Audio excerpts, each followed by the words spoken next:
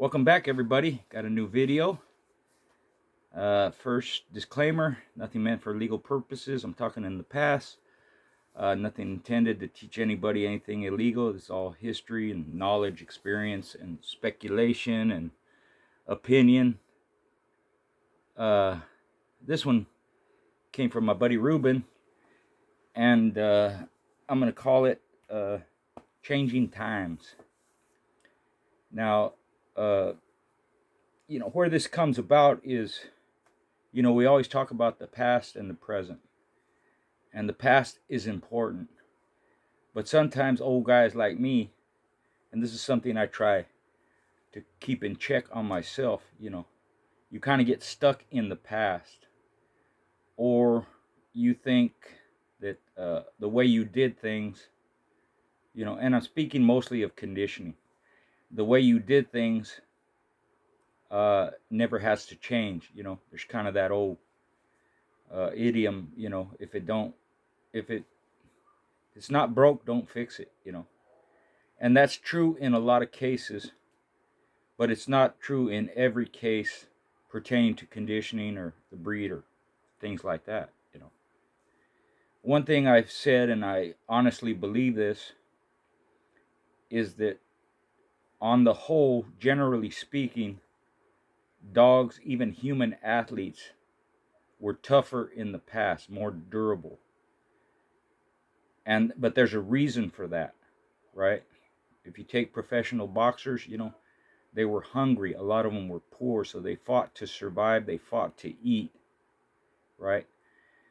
The living conditions of dogs, not just pit bulls, of every breed, were not as good back in the day as they were today.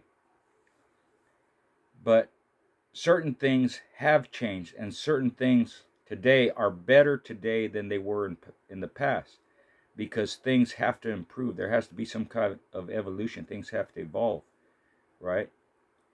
So we have the benefit of today of, better nutrition, better health, better medicine, more effective, vaccines, and changing vaccines, because diseases keep changing and coming up.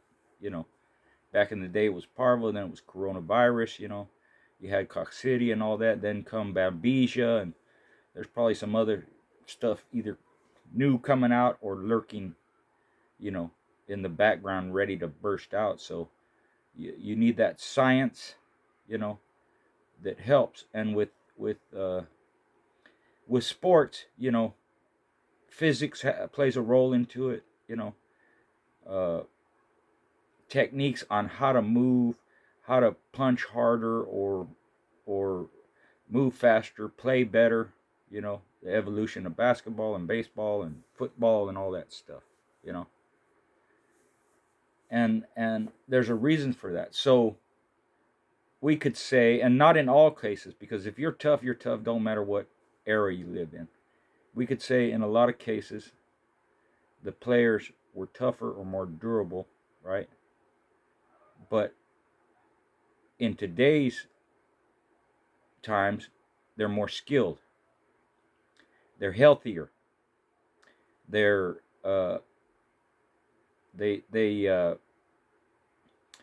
for instance,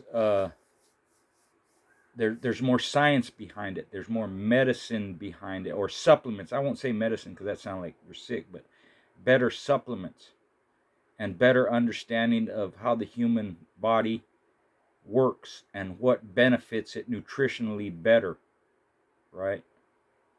So that's where the skill, and along with the skill comes better technique, right? And not only that, the rules were changed, so even physical sports, they're more concerned with the safety and welfare of the individual, right? So along with all this new science and better nutrition and health and physics, understanding all that stuff, comes along longevity of the players, right? Meaning, back in the day, especially with fighters, they used to say your prime is 28 years old, somewhere around there, late 20s. By the time you're 30, you're an old fighter. That's not true anymore. And that's not true in football or basketball. You have these guys competing on a high level well into the 30s, some in well into their 40s, right? And it's due to those factors I just mentioned. So we may not be able to teach a dog how to improve itself, but through all this science and nutrition and understanding of physics and how the body moves and breeding certain individuals, right? All those factors still come into play, which means the breed itself, at least with particular breeders and competitors, improves. It has to, or there's no point to doing any of it, you know. So you have these marks that are being met: better dogs, better dogs, better dogs. A particular breeder wants to improve his breed, his bloodline, his family of dogs, and there's certain ways to go about that. The improvement may be incremental, but it's enough to become a notable difference. And but if you get stuck in the past, or if you get stuck in today's time, which is the present, looking forward 10 years from now, if you don't change, if you don't move with the times, you're going to be left behind. So some of the things like back in the day, people, they really didn't use stuff like beets or berries or all these supplements we have, whether it's Vertex or metabolol or L-carnitine or all this stuff you see used. Even the people that use steroids, there's improvement on those. Steroids become better, they become different, they go through the process of improving them where it's less detrimental to your health and more of a benefit. Way in the past it was just, oh, you got to build muscle and you want bulk and this and that, and now steroids are used for recovery and all different things, and there's a different variety of them. But the point is, if you get stuck in the past, you're not going to improve, and you're going to be left behind. And yet, you have these old timers, at least in my day, because after my time, I don't know. I really don't. I didn't keep up on it. I don't know. But just in my time, speaking of the past, say from the 30s, 40s, 50s, from that point, moving into the 60s, 70s, 80s, 90s, like that, you saw some of these old timers that were still able to compete on a high level. And then you see other ones that weren't able to. They were left behind by this new blood coming up. In my opinion, there's a couple of reasons for that. And one main factor proved a result of that. Either way, whether you got better or continued to stay at the top level or you were left behind. In most cases, the ones that were able to compete at an older age and stay at the top is because they continually competed. They don't have no gaps in there where they're out of it for 4, 5, 6 years and then come back. And they were able to change with the times and take advantage of those new things like science, like nutrition, like physics, like understanding conditioning and becoming better at it and improving on your own conditioning. And if you're a breeder, improving your family of dogs, right? So they were able to do that. They continuously competed or bred dogs throughout the years and improved on those things. Plus, they took advantage of the new science in nutrition and supplements that were available.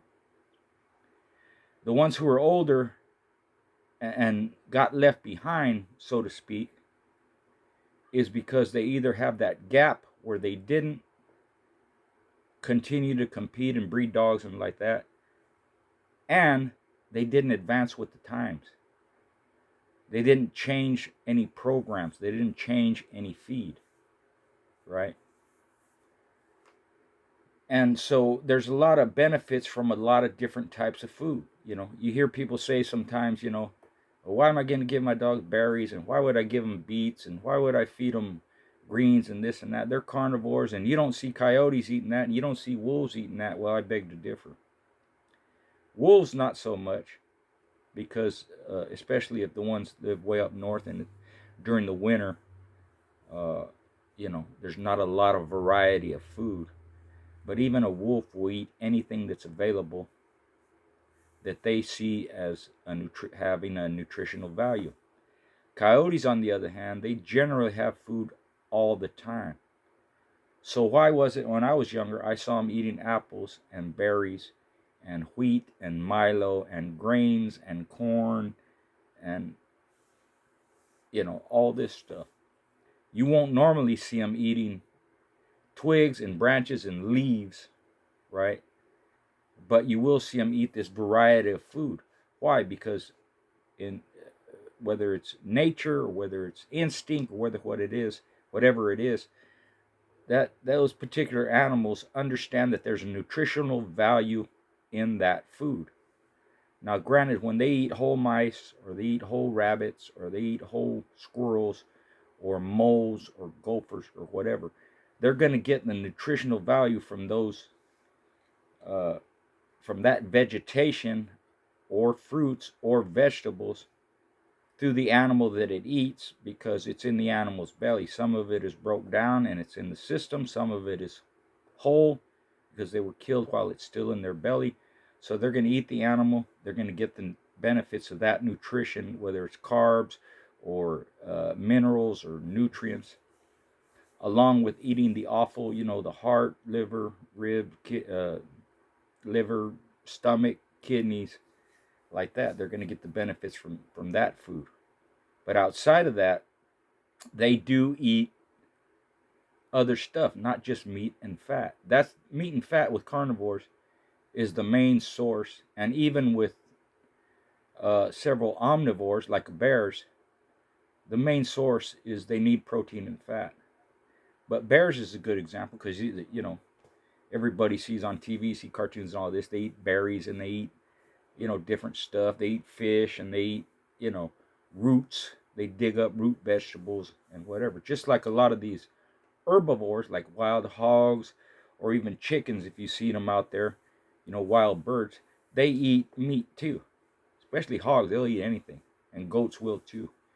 And chickens will become what you would call, uh, meat eaters, because chickens will eat just about anything.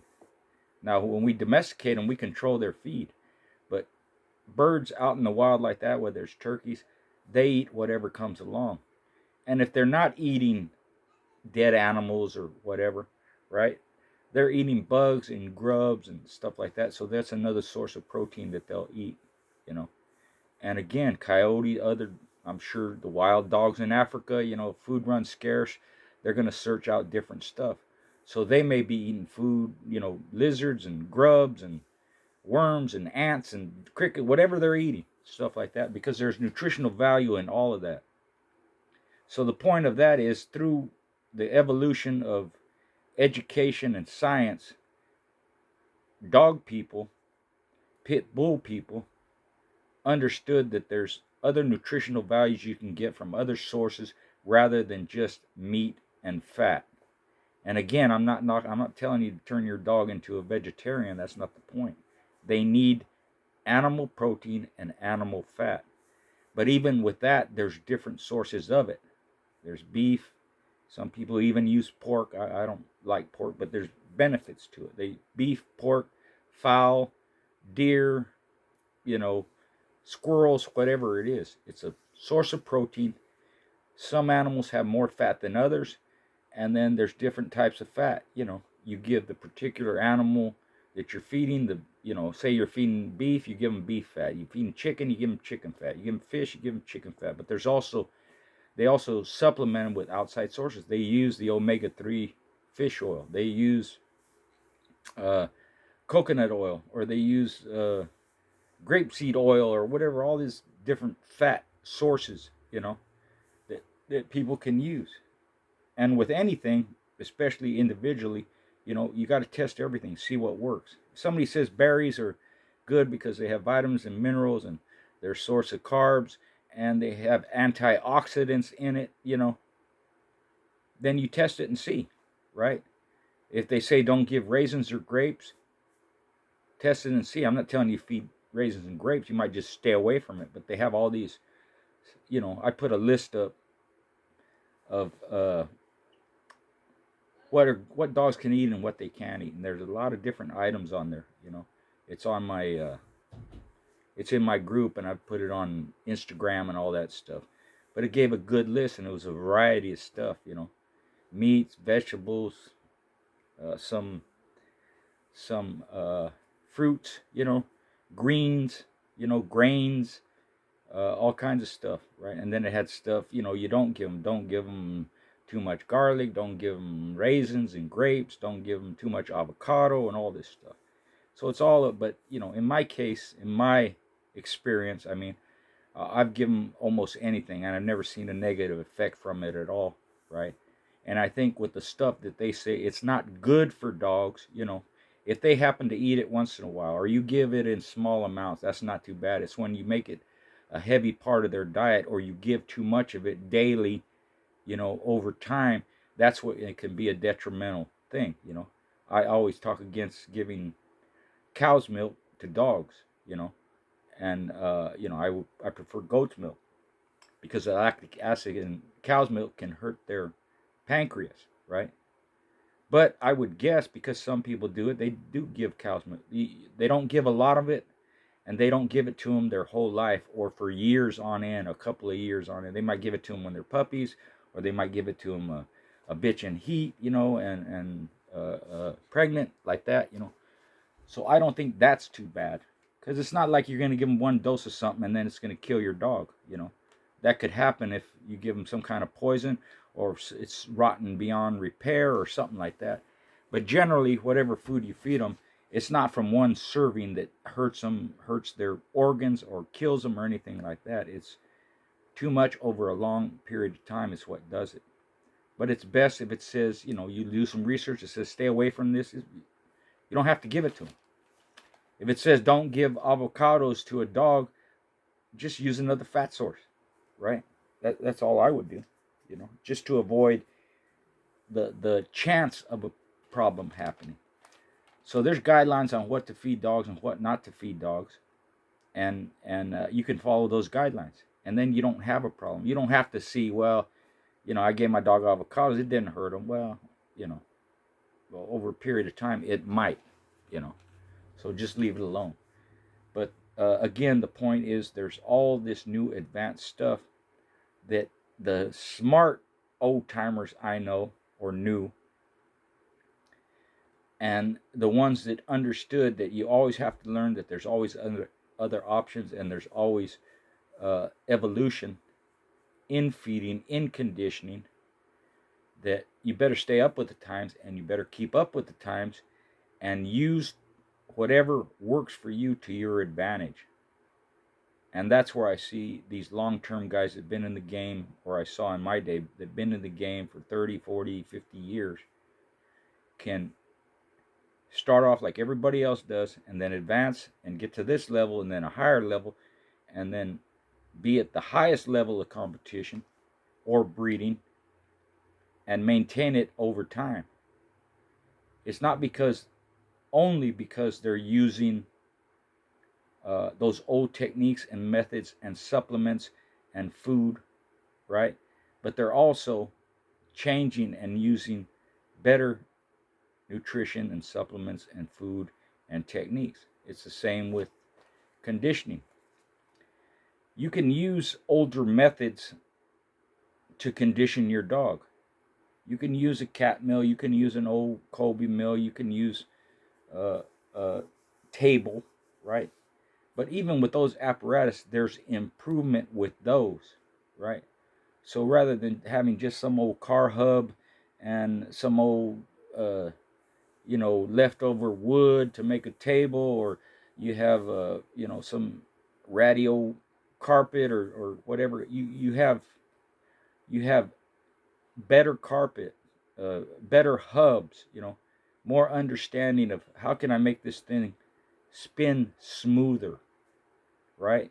or with the treadmills, I can put a brake on the treadmill and an odometer on the treadmill, and now I can clock the timing and the distance the dog runs. Plus, I can adjust the treadmill so it's either more free spinning or less free spinning, right? And the materials they use, and the science of understanding, you know, what's the best treadmill for my dogs, at least, you know. Or, you know, they're using all these, you could call them calisthenics, or working the dog's core, you know, different methods that people didn't think about before, which could be a benefit to your dog in with the conditioning. And along with that, you have the nutrition that goes along with it, you know. One of the things back in the day why I used chicken and lamb based kibble, and the kibble we use, Neutral Max Stress, was developed by a dog guy for working and sporting dogs. So it was tested across the board, and within those tests, you have that science that goes along with the test, where they're taking blood work and stool samples and urine samples, and checking heart rate and breathing and all this stuff, right? He came to the conclusion that chicken and lamb were the best proteins to use for dogs because they were the easiest to be digested by the animal, meaning it didn't upset their digestive system. And they incorporated the nutrients from those types of proteins faster into the dog's system. He never said it's better than beef or it's better than fish, but it was the best as far as the digestion and putting those nutrients into the dog. Now, someone would argue that fish is a better protein. That may be the case, but fish has a lower protein content than both chicken and beef and lamb, or all three, right? So if you're just using fish, you're going to have to feed more of it to get the same protein content. That would be the only difference I see. And then chicken has more protein than beef. Beef has less protein than chicken, but beef has more iron and B12 in it. And that's why people liked to use beef, you know. They, in their mind, and I've done it myself, which is somewhat true, your dogs are stronger on beef. And it builds muscle better, and it could be because of the iron in it, you know. I haven't done that much research on it, but those are the reasons. And that's one of the changing things, where most people were feeding beef, and it later went to now you have chicken and lamb available, right? And now even fish. Some people use all three or all four. They'll use beef, chicken, lamb, fish, or they'll use chicken and fish, or beef and fish, right? So it's all a matter of understanding what the benefits of this particular food is. How do I incorporate it into my conditioning program? What are the results of it? That always comes from practice and trial and error, right? And that's one of the reasons I say there's no best anything. It's what works best for you. What do you like? What works best on your dog, you know? And you have to go through that process to see the results of it, right? Because, you know, all of that stuff and all different kinds of stuff have been used successfully by a lot of different people that are at that high level. But if someone doesn't evolve with the times, you will get left behind, you know. And people will criticize, like I said, they say, I never seen a coyote eat that. Well, you may not have seen a coyote eat that, but how many coyotes have you seen? And not only that, you're saying, I never seen a coyote eat that, but you're giving this other stuff, whether it's rice or corn or whatever, to your dog. And someone will say, well, I never seen a coyote eat that, you know. So it's kind of, you know, you got to think sometimes, you know. I think there's benefits to all of it. And the only problem with some dogs not getting a benefit is if they have an allergy to it, or they have a problem with that particular food, or the conditioner doesn't know how to utilize it properly. They're usually giving too much of it, or they're giving it at the wrong time, or they're giving the wrong type. You know, we all learned that corn isn't good. Corn isn't good. Well, you have whole cultures that live on corn, especially in the southwest of the United States and Mexico and South America. So how do they get that benefit from corn where our dogs didn't? It really, in my opinion, it has nothing to do with it's corn. It's okay for humans to eat it, but dogs not to eat it. In my opinion, it's the way it's processed.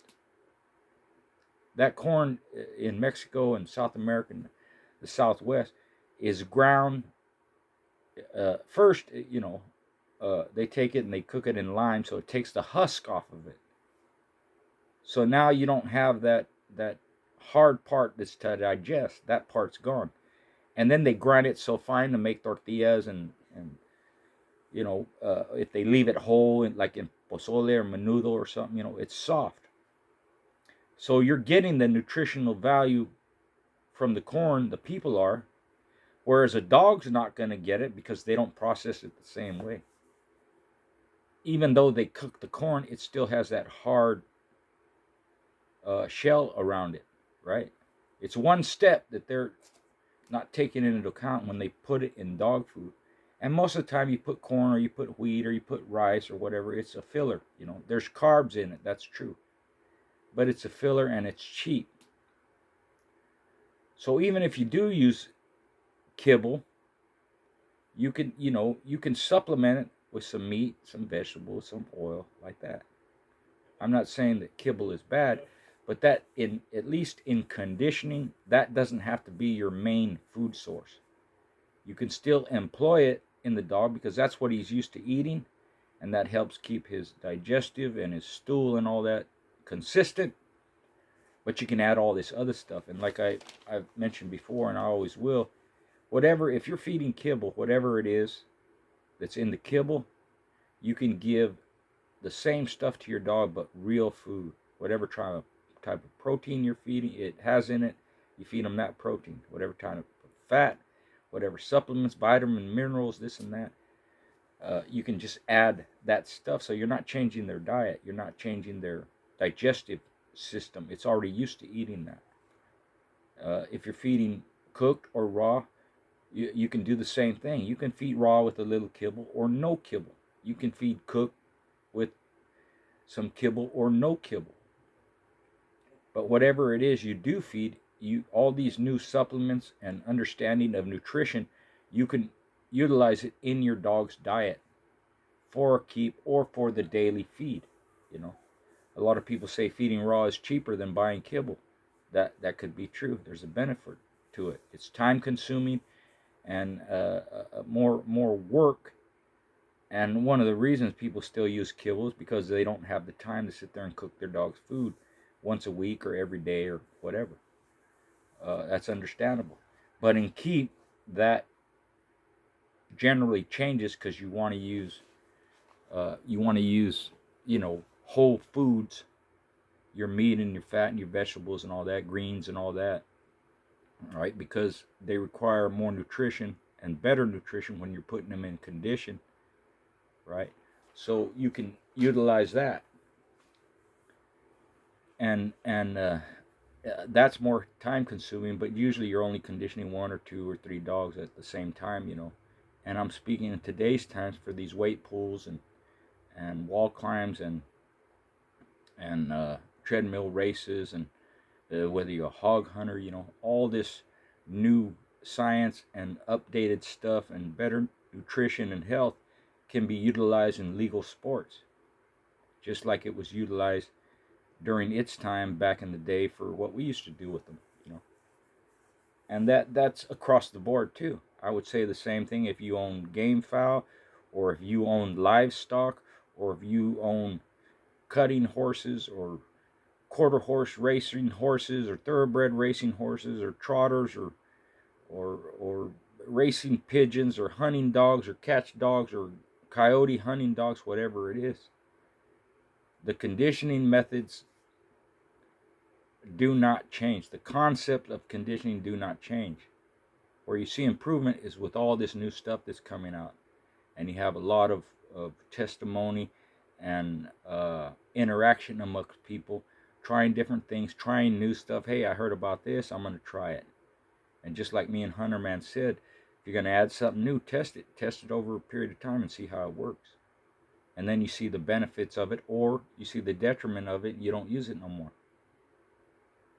But that's something I wanted to touch on, how, and I'm speaking to today's people, because at some point today's people are going to be the people from the past. So as we move forward, you're going to have that foresight to think, as things change moving forward, I got to change with them. And I got to take advantage of these advancements, if they're good ones, and use them on my own dogs. And again, that's where I see that those people that were at the top of their game for an extended period of time, that's what they were able to do, change with the times. So I hope you liked the video.